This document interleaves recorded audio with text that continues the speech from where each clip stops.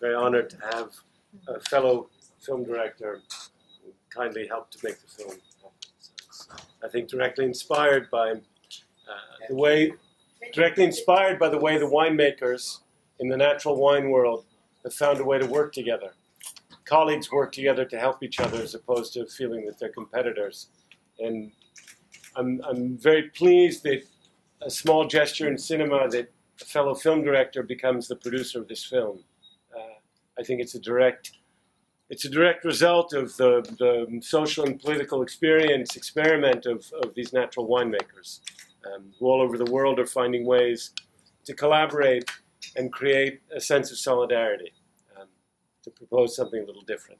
I'm very proud to be hosting Jonathan here on behalf of the Beirut International Film Festival.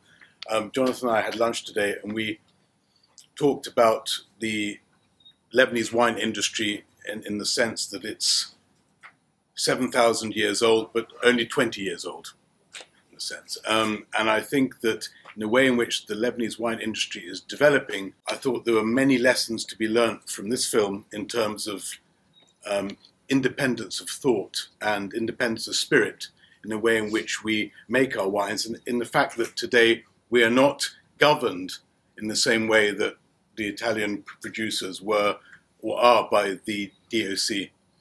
And I think if there's anything we can take away from this film today, it's the fact that we have an opportunity as Lebanese wine producers to define what it is we want to do and where we want to go in terms of our identity, and set a benchmark and set a standard for what is still a very small and growing industry for the future. And I think that what this film showed us today was that we're in a position today to define where we are before the state intervenes. And there will come a time when the state will intervene on our behalf. You know that the National Wine Institute is being formed as we speak. So now is the time for us to influence the Wine Institute and for us to define what it is that we want to be in terms of an industry and where we want to go and the type of wines that we want to make to define our position within the world of wine. And it's my opinion that there's a lot of lessons we can learn from Jonathan's film Natural Resistance plus Mondo Vino, his first wine film, the groundbreaking wine film that we watched, that can really help us go there. And so if anyone wants to raise any of these issues, we can talk about them now, or if you want, you can speak to Jonathan afterwards when we go to Tauli. I'm curious why you chose this particular group of winemakers. I live in Rome. They were all friends. There was no intention to make a film. I happened to be visiting them with my kids, and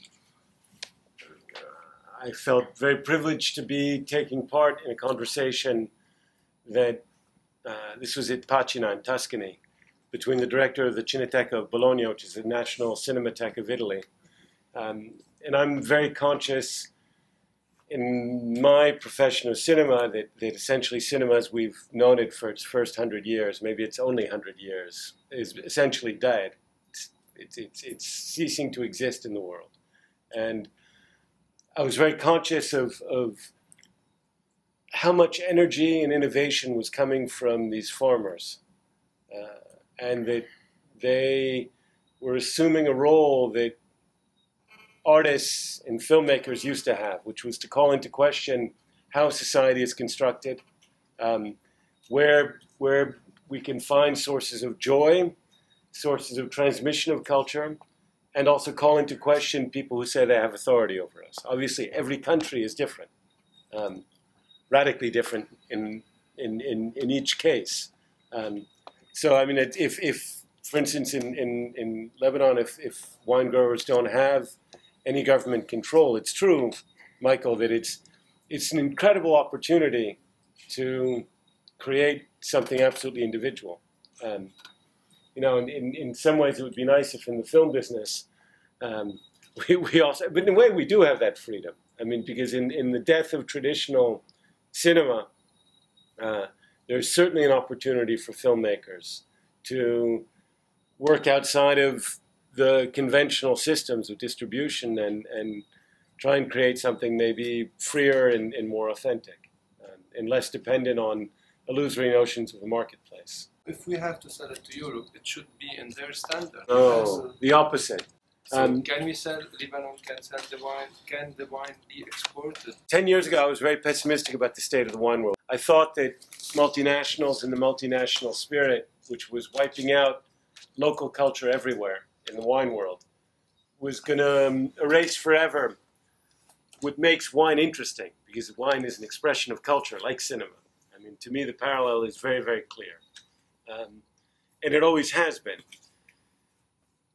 A miracle happened in the wine world that it should give hope, I think, to all of us, to journalists, to filmmakers, to painters, to anyone who exercises an artisanal profession in which thinking for yourself and trying to transmit culture is the raison d'être. It's actually the opposite that's happened in the wine world, because these 4 people that you saw up here who make wine in Italy, 10 years ago there were maybe 20 of them. Today there are 400. In France 10 years ago there were maybe 100. In France today there are over 1,000 natural winemakers. In Paris 10 years ago there were 2 places you could get natural wine. Today in Paris there's over 150 of them. You can't count them because they're like mushrooms, they keep on springing up. It is global in the sense that from Tokyo to Sao Paulo, you have importers, distributors, wine shop owners, restaurateurs who've discovered the more authentic and the more ecologically respectful, which is also a form of transmitting culture. A wine there's a whole new generation of young people eager, because often the prices are also more democratic. They're not people who are reasoning in terms of a neoliberal vision of the world, but they're reasoning in terms of wine as an agent of democracy and as an agent of culture.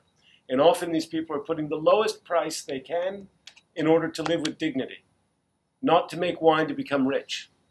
And it's created a global marketplace that's outside of the conventional global marketplace. For me, there's no doubt. I mean, if Lebanese winemakers try and make wine which is an imitation of the international style with Cabernet and Chardonnay, and trying to make these big, thick, rich wines that are made in Chile, Argentina, Australia, South Africa, and which are interchangeable, and which the only winners of that game are going to be multinationals who will blow away every local expression of this international style. Just strictly, forget the cultural aspect, forget the human and the ethical one. From a strictly economic aspect, it's suicide. That market is dying, and it's getting completely taken over by the people who have genuine international control. What gives hope, I think, is that individual expressions. In Greece, you're starting to see a few winemakers making natural wine, trying to find more authentic expressions of something distinctly Greek. Those wines are selling like hotcakes in Paris, in New York, in Rome even.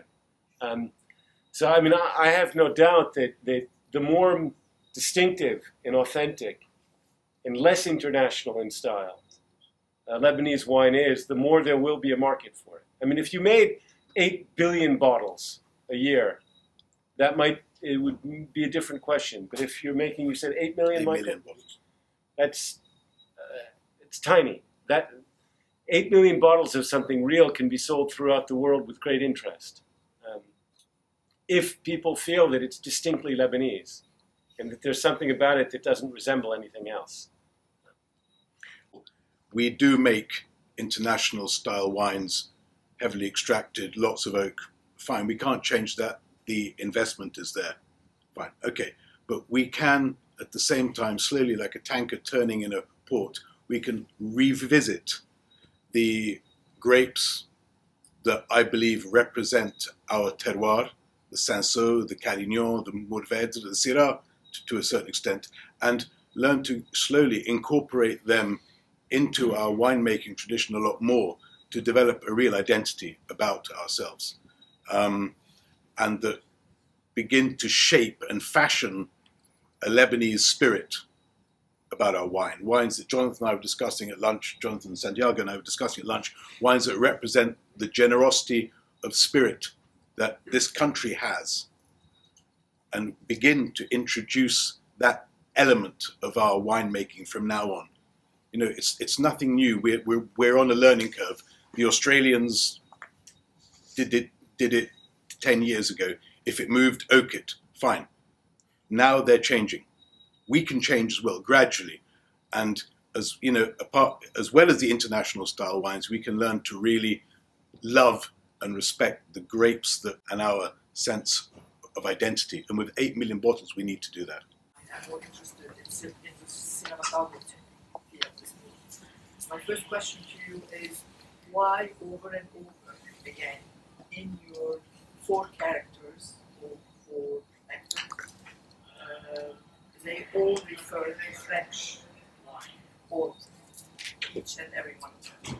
Or is it something you personally... It's a conspiracy. The French government paid me to tell them to do that.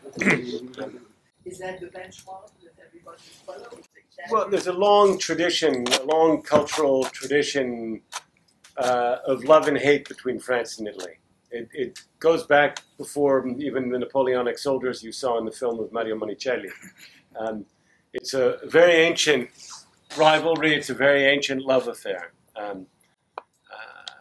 In Italian, you say falsi amici, faux amis. There's no question that people, I think, look, you know, the way inevitably.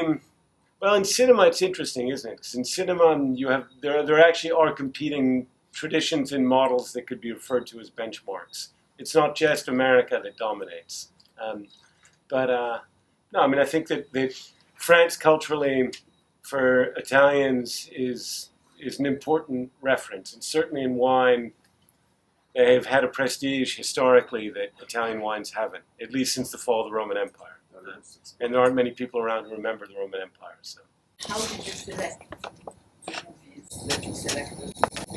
Santiago, do you want to respond to that? Have you seen other movies? No, those are the only movies I've ever seen. Each one came differently, really almost quite spontaneously. I mean, one of the joys of following the natural wine world is to see people I consider colleagues as much as fellow film directors. They make similar choices. They're engaged in their work in the same way. And the joy of seeing natural winemakers is to see the way that they can often use 30 years of their craft to actually be very spontaneous and free.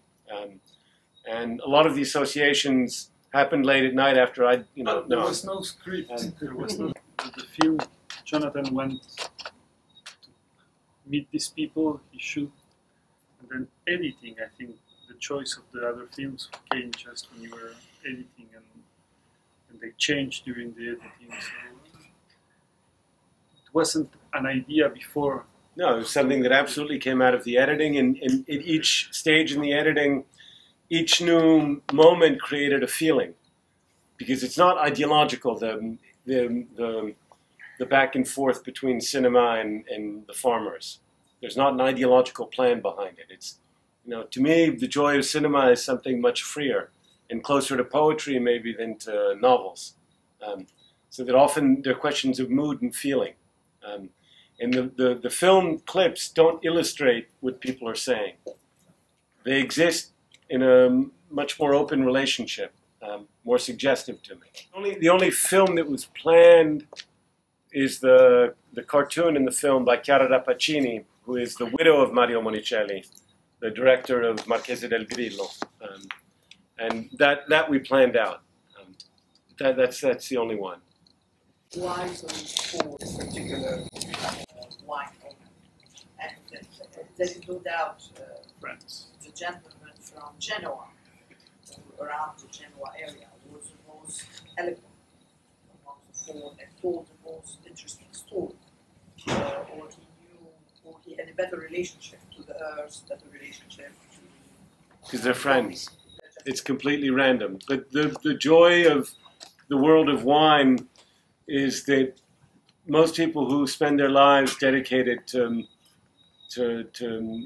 the hardships of working the earth, they have beautiful things to say. And I could have taken them, I could have taken any 400 other people in Italy.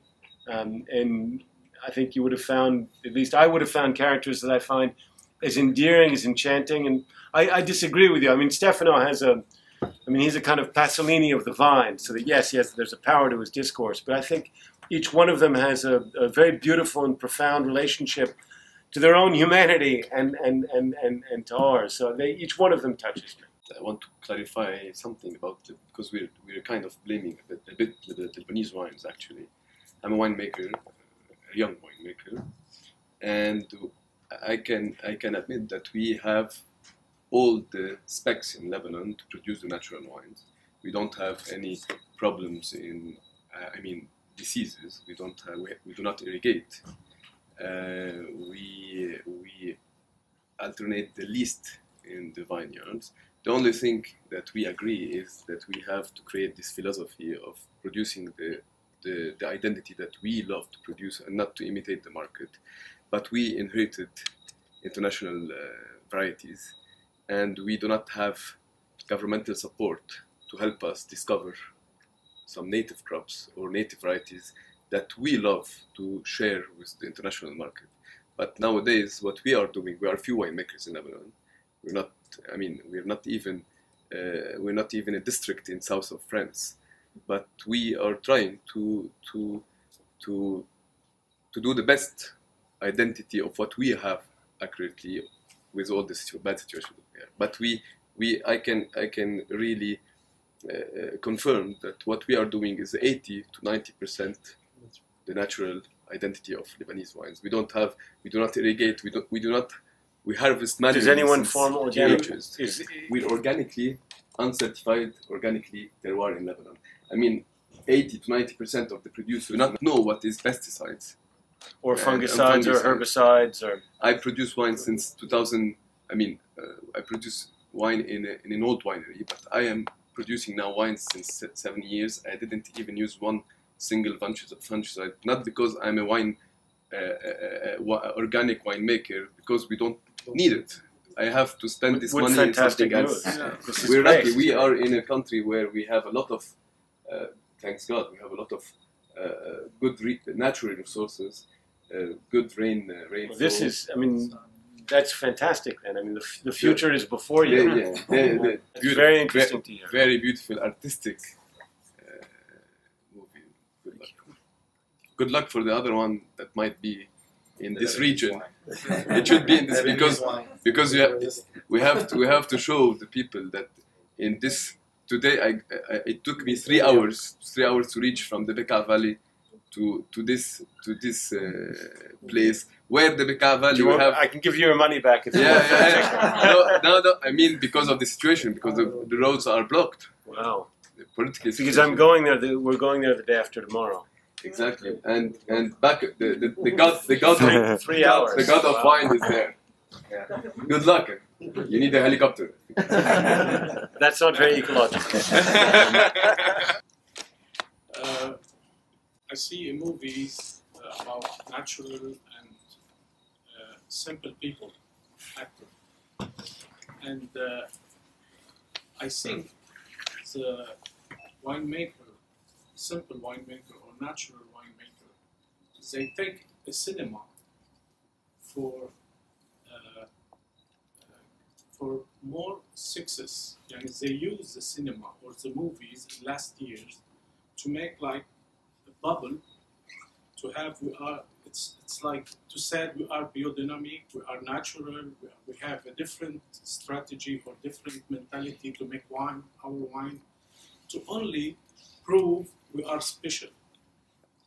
Do you think this bubble of biodynamic or organic wine, it will be only for the winemaker take like position? Human beings, we're all the same, right? Some of us are cheaters all the time, some of us are cheaters half the time. Some people do things out of love, some people do things out of hate.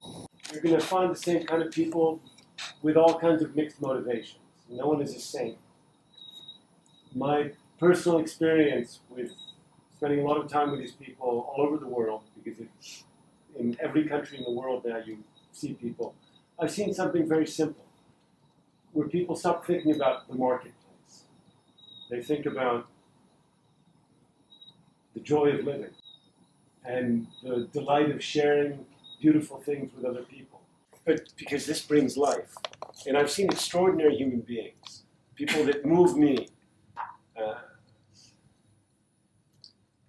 So of course you're going to find frauds who use, and there's one guy in Sicily who actually escaped €1 million in debt because he was a black market wine merchant in Belgium. And he's gone to Sicily to make wine. He's become a famous natural winemaker. And so of course there are people, but for every one of him, I know 100 people whom, I'd stand in front of a car for them because I know they do that for me. So I don't care about it. Farm biodynamically, which is one of the thousands of ways you can do natural farming, requires so much care and attention. Very hard to do that as a fake. I mean, it's just too much time. It's like looking after your children and giving them homeopathic medicine. The amount of time you have to spend watching your child, feeling their fever, you can't fake it. I mean, you do it or you don't, because afterwards, it's much easier to use chemicals on your children or on your vineyards, or it's just easier if your motivations are insincere. So I don't think it's a question of... Of course there are going to be people, just like, look at the Nouvelle Vague in France. There are many very cynical, talentless filmmakers who jumped on the back of Godard and Truffaut and, and said, okay, I'll shoot like this and, and I'll cut like that and I'll call it art. It's enough to look at the contemporary art world. I know, at least from the human experience, and if you believe in the people you saw on the screen, if you felt an emotion from them, then I think that's already proof of something. We have just watched a wonderful movie. I'm very proud to see that you have made a movie that would create a positive vibe in the wine industry and the agriculture part of it that is so natural, it's so close to earth. I can see myself. Assad, can I ask how you see yourself in that? Which character? Don't get me wrong, because for those of you who don't know him, Assad is the owner of Batroun Mountains, one of the wineries in Batroun, which is rapidly becoming, well, it is Lebanon's second wine growing district. Assad, in a way, is a pioneer. He and General Joseph Tita 10 years ago were the kind of core founders of the Batroun wine industry. I just want to know how the film touched any nerve. I live by organic means, and I can relate so much to what he's saying. And it's so true. It's a totally different way of connecting to earth. To know, to really appreciate what's under that 40 centimeter of a star. That's really so, it's loaded with so much life. So I'm very proud to see it. And it touches me. I think one of the beautiful things that I've discovered as someone who's grown up only in big cities all over the world, I grew up without a real relationship to nature, to farming, to the countryside. And I know that knowing these people over the last 30 years, maybe 35 years, has saved my life. Because I think in every city, big city in the world that I know, we've lost our way. It's not just... And the more I see people who make agricultural gestures, the more it brings me back to the original meaning of the word culture. Absolutely wonderful. That's what you have.